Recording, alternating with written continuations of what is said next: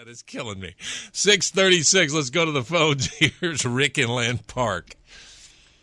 By the way, I have been to parties with Tom McClintock, and I didn't quite remember it that way. Really? Anyway.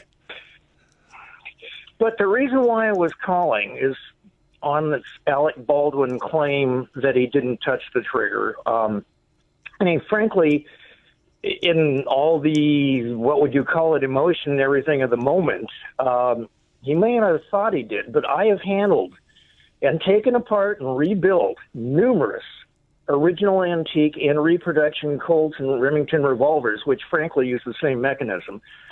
And it's mechanically not possible for it to go off by itself. It just can't be done. And also, there were so many things. I worked on movie sets with revolvers like that, with semi-auto pistols, with machine guns, with rifles, with artillery. Never had a problem at all of any type. Basically, that set didn't follow any of the rules. And, when they talk about this, oh, well, the armorer was a woman only 24 years old. Well, heck, I knew a guy at 25, Ed Ramsey, who led the last U.S. cavalry charge in the Philippines. At 25, he was a major leading hundreds of troops in combat. And Lord Nelson at 19, commanded warships in combat. So it's the age had nothing to do with it. It was complete incompetence. And part of the problem was the director, who did end up getting shot. But the director should have never allowed a gun to be pointed directly at someone. You normally always cheat things, but if the hammer's back and all that, especially in a rehearsal, there was no reason. Anytime I've been on a set where they had a gun blank going, directly at a camera, there was a big piece of plex. Oh, always. The camera. Yeah. Well, and especially operated. Rick, operated remotely. Yeah, and you there and was I, nobody behind the camera. We have both been on movie sets where guns were used, and there is no reason for a walkthrough rehearsal for camera to have anything in that gun. Nothing. Or anybody behind the camera. No. There needn't have been any dummy rounds in the gun, let alone live ones. There shouldn't have been anything in that gun. It was a walkthrough so they could look at it in the camera and see what it looked like. But you can also do that remotely, and almost every set I've ever been on has the oh, yeah. Hey, listen. They call them. Yeah, it's not like when we were kids. You don't have to look in the hood, under the hood now, to see what's going on in that camera. You don't have to look in that viewfinder. They've got it on a monitor. They're sitting over there watching it 100 feet away if they want to be. Yes, and I've been around when they've been not 100 feet, but quite a bit away. Also, right now I'm looking at the industry-wide management safety bulletins from the Directors Guild, on firearms and the use of blank ammunition. And, they just violated everything in all the regular rules, and yet we have clowns wanting to come out with laws and all this kind of thing. Oh, we got to ban this and ban that. Well, first of all, hundreds of thousands of firearms are on movie sets every year and theatrical things. I've done the music circus with them and all sorts of things. And the accident rate is minuscule, absolutely minuscule. It doesn't take any legislation. Yeah, if you follow existing regulations, you should be fine. Oh, yeah. All you need is a minimal IQ, frankly, to be able to deal with it. But these ideas of, we'll only have fake guns on. Well, they don't have fake guns for a lot of the original models. They don't even exist. It would cost a fortune to build them, to create them out of nothing. It's just complete silliness. But a single action revolver cannot go off by itself. No, literally, it cannot do it. I agree, and as soon as I heard him say, the trigger wasn't pulled, I didn't pull the trigger. I said, yes, you did. You had to. Otherwise, the gun doesn't fire. Rick, I appreciate the call. Thank you. I want to get to Dave in Sacramento before we break. What's going on, David? Hey, good morning, Bill. Can you hear me clearly? I can.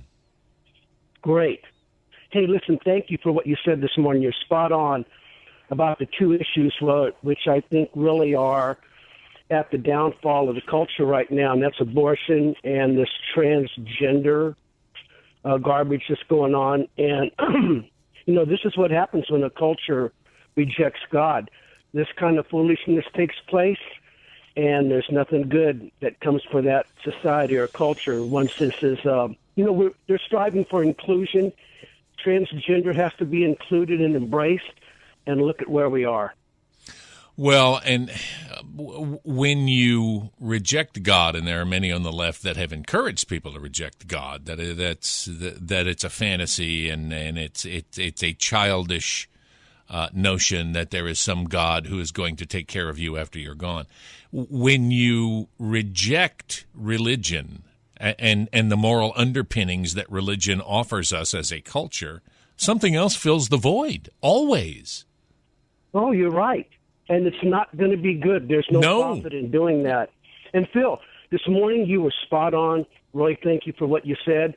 I don't know, you weren't stark raving mad. You just presented some fact, and appreciate you doing that. Well, I like getting stark raving mad. It just feels good. Well, okay, that's tomorrow. Well, we still got another 2 hours and 15 minutes to go. It could happen this morning. Yeah. Okay, thanks. Hey, thanks, Dave. I appreciate it. AM 1380, The Answer. A very interesting thing. Couple of sports stories before we go to the break here. As of 12:01 a.m. today, baseball has instituted an off-season lockout. Their collective bargaining agreement expired, and Rob Manfred, issued some letter. He's the commissioner of baseball, saying, we felt like to proactively go ahead and institute an off-season lockout now is going to move negotiations along. This is the best way for us to protect next season. That never works. No, I don't think it does either. All it does is make the other side mad. He's just mad because the Braves won the series. I think that probably annoyed him a little bit. But he does make a good point in this letter to the public. He said, we have tried, he says, and he details some of the movement that they have tried to make in favor of the Players Association to resolve this divide over the CBA. But he said that the truth is baseball players have a CBA every other sport would kill to have. We have no salary caps. We have no salary maximums. We have no contract term maximums. We're the only professional sport that is shelling out the kind of money that we do. So that we'll see how that plays out. They'll get it squared away. I don't think we're going to miss any of next season, but I could be wrong about that. The other sports story: this Chinese tennis player, this woman who had accused some high-ranking communist official in China of sexually assaulting her. Her name is Peng Shuai. And then she, released, she kind of was disappeared after these allegations. And then they released this video statement of her, and everybody said she went, oh, no, everything's fine. I'm okay. And everybody who knows her saw it and said, no, she's being coerced into saying these things. The WTA, the Women's Tennis Association, told China, you have an opportunity to rectify this. Let's see this woman. Unvarnished and with not under your control, and have an opportunity to talk with her. And they had said no. They'd said, we want you to investigate her claims of sexual abuse. They have done nothing about that. And the WTA, in a serious break with other professional sports who can't kiss Chinese butt enough, the WTA has said, we will do no more tennis events in China, and that includes Hong Kong. We are pulling all WTA events. So good for them. I think that is what every sport ought to be doing to China. And frankly, I wish we would boycott these Winter Olympics coming up next year. 7:15 a.m., 1380 The Answer. The number's 888-923-1380. When we come back, we'll talk about travel, because the Biden administration doesn't want you to, because you might have COVID. And maybe it's the Omicron.